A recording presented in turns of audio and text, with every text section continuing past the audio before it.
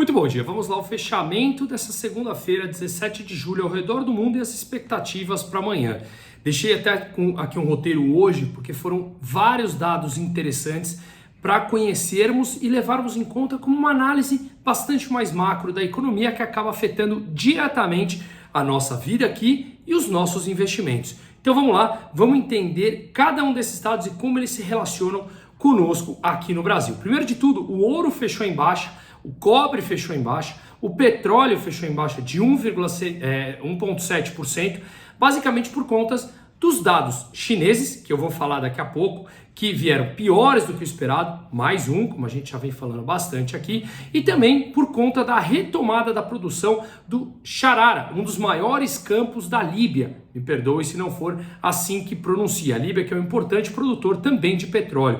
O petróleo que ganhou um valor e retomou ali alguns dólares o barril nos últimos dias, basicamente por conta dessa briga. A Rússia e a Arábia Saudita prometendo diminuir a sua oferta mundial, enquanto agora a Líbia falando que vai retomar. Portanto, essa briga entre oferta e demanda vem deixando o preço bastante volátil e muito mais próximo dos 80 dólares que estava longe nos últimos dias, tá? Um outro ponto importante para commodities é que a Rússia cumpriu a sua ameaça e anunciou o abandono do acordo do Mar Negro, que permitia que exportações de grãos vindo da Ucrânia, como trigo e milho, que a Ucrânia é um importante exportador dessas commodities para o mundo todo, em que esse acordo fosse deixado de lado depois de um ano em vigor, que tinha sido mediado pela Turquia. O importante é que, se ela realmente não voltar atrás nisso, pode complicar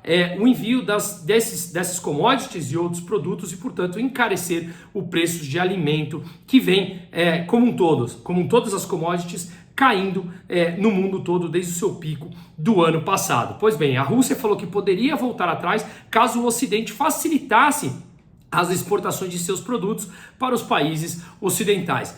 Mais um capítulo dessa briga que parece não ter fim. Pois bem, o resultado da China, que eu vou falar daqui a pouquinho, que foi o PIB chinês no segundo trimestre, ele realmente levou a temores sobre a recuperação da economia, não só da China, a segunda maior potência do mundo, mas também do mundo como um todo, tá? O que acabou pesando nas commodities, como eu acabei de explicar, como petróleo, cobre, mas também nos títulos dos bônus americanos, ou seja, dos títulos públicos americanos, e nas bolsas europeias que fecharam em queda. Nos Estados Unidos, por sua vez, os mercados acionários acabaram subindo, principalmente por conta da Tesla, que subiu mais de 3% e acabou puxando a Nasdaq, que é um dos principais índices que compõem as ações de tecnologia. Mas o DXY, que é o índice do dólar frente a uma cesta de 6 principais moedas, também acabou fechando numa alta marginal, bastante leve, mas ainda operando abaixo de 100 pontos. Para quem lembra e viu no vídeo de sexta-feira, eu expliquei mais detalhes sobre isso e sobre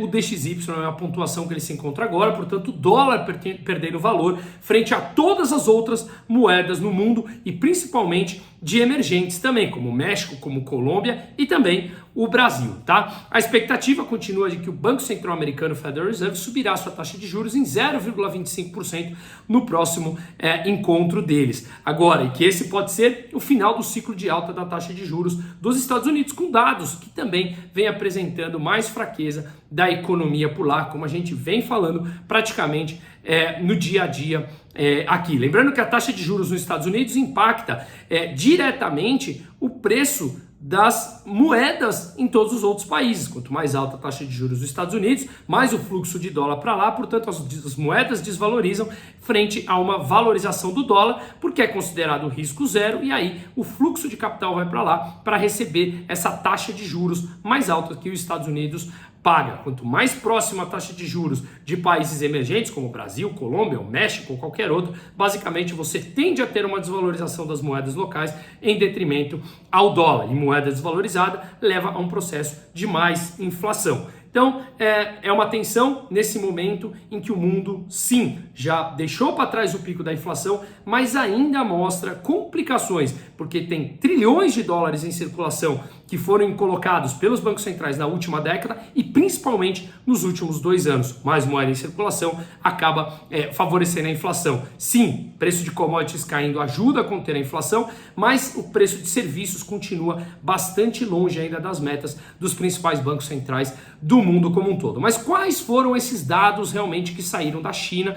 Como a gente já vem falando aqui agora, o PIB teve uma alta de 6,3% no segundo trimestre, em comparação ao segundo trimestre de 2022, ou seja, esse trimestre comparado ao mesmo trimestre do ano passado, o PIB cresceu 6,3%. Porém, a expectativa do mercado era que crescesse 6,9%. Então, cresceu, mas cresceu menos do que o mercado esperava. Além disso, valor de vendas de moradias desacelerou forte, cresceu apenas 3,7% no primeiro semestre de 2023. Nos primeiros 5 meses do ano tinha crescido 11,9%, caiu para 3,7%. Portanto, mais uma desaceleração, que é o valor de vendas das moradias. Porque investimentos em projetos imobiliários caíram 7,9% no período, mais do que tinha caído no período de janeiro a maio desse ano. Então, mais dados complicados, como eu já venho falando, de desemprego entre jovens, que está mais de 20% na China, e o setor imobiliário, que representa mais de 25%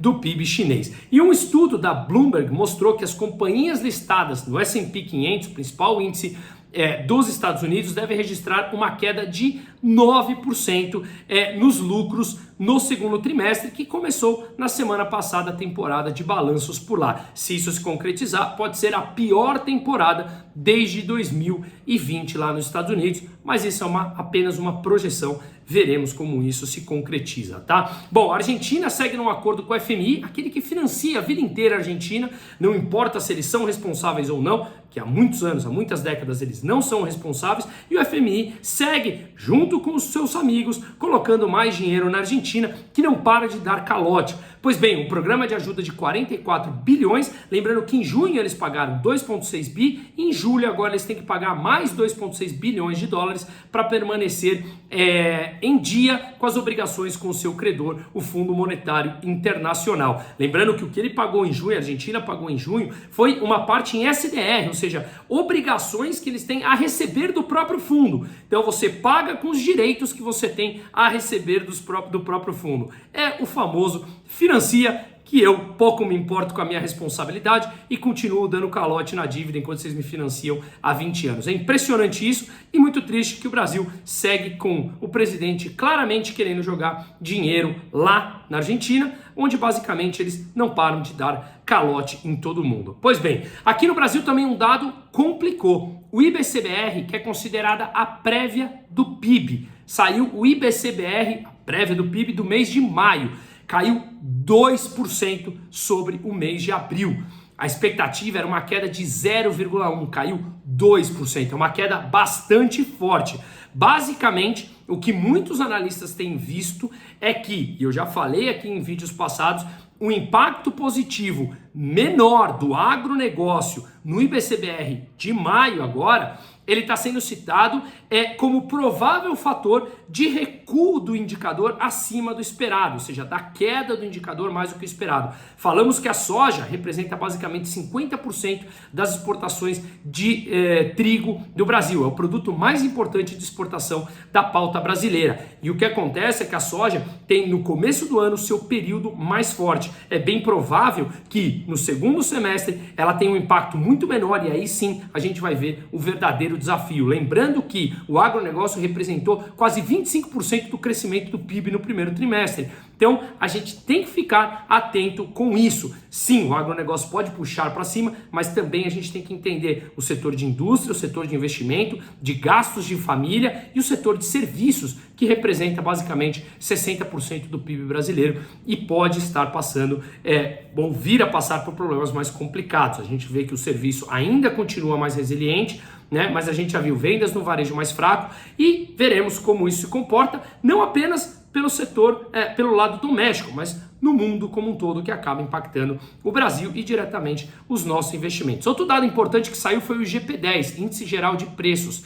Ele é composto pelo IPA, Índice de Preços ao atacado, IPC, Índice de Preço ao Consumidor, e o INCC, Índice Nacional de Construção Civil. Ele teve uma deflação, caiu 1,10% no mês de julho, no mês anterior ele tinha caído 2,20%. Porque, mais uma vez, puxado pelas quedas das commodities, que é mundial. Portanto, isso acaba puxando o IPA, o Índice de Preço ao Atacado, que representa 60% do índice geral de preços, e isso acaba levando o índice como um todo para baixo. Temos também que olhar o dado de um ponto de vista mais minucioso para entender como está principalmente a inflação nos serviços, que é aquele que continua mais resiliente e representa bastante parte do PIB brasileiro, como eu falei agora há pouco, tá? Pois bem, a balança comercial brasileira teve superávit, a diferença entre exportações e importações, em 1,5 bilhão de dólares na segunda semana de julho, tá? Olhando o mês de julho inteiro, a gente está com superávit de 4,3 bilhões, exportamos 4,3 bi mais do que importamos, e no ano 40,4 bilhões de dólares de superávit no Brasil. E isso também tem ajudado bastante, principalmente pelas exportações do agronegócio, como a gente falou. Claro, outras pautas também, mas grande parte vem puxado pelo agronegócio como um todo, tá? Ainda no setor, no mundo como um todo, a gente vê uma crise mais iminente, ou um momento mais preocupante da economia, que acaba afetando aqui também. Operações de fusão e aquisição aqui no Brasil recuaram 44% em valor negociado, em quase 34% em números de operações no primeiro semestre. A gente vem falando isso há muito tempo, porque a era do dinheiro barato, dinheiro grátis, acabou, né? E isso tem sim consequências. E por que ela acabou? A gente simplesmente vê notícias falando a era acabou. Por que acabou? Porque ao longo das últimas décadas os bancos centrais injetaram dinheiro na economia, isso joga os juros para baixo, estimula empréstimos de forma não natural, que não aconteceria se não houvesse essa enxurrada de dinheiro na economia, e isso acaba distorcendo preços, distorcendo juros, levando as pessoas a tomarem mais dívida, e portanto isso gera algum momento uma bolha e que ela vem explodir, e essa bolha é nada mais nada menos do que uma correção em busca do mais próximo ao equilíbrio dos mercados quando deixados livres, tá? Pois bem, temos que arcar com as consequências daquilo que nós achamos que é conveniente, mas que acaba dando soluções de curto prazo, mas no médio e no longo prazo traz problemas maiores. E para finalizar, os super salários, segundo um estudo que foi feito agora, super salários de funcionalismo público no Brasil custam quase 4 bilhões ao ano nos cofres públicos, que nós pagamos. Uma pesquisa com 25.500 funcionários dos 3 poderes, estados, municípios e o governo federal, basicamente mostra quase 4 bilhões de salário. E quando a gente vê um governo que está passando o chapéu para subir imposto da população, que já é estrangulada com impostos, um dos mais altos no mundo, que a gente tem uma carga tributária absurda aqui no Brasil, basicamente a gente não vê um governo que quer cortar gastos, não, quer subir imposto para poder manter as suas benesses. Uma ótima terça-feira para todo mundo.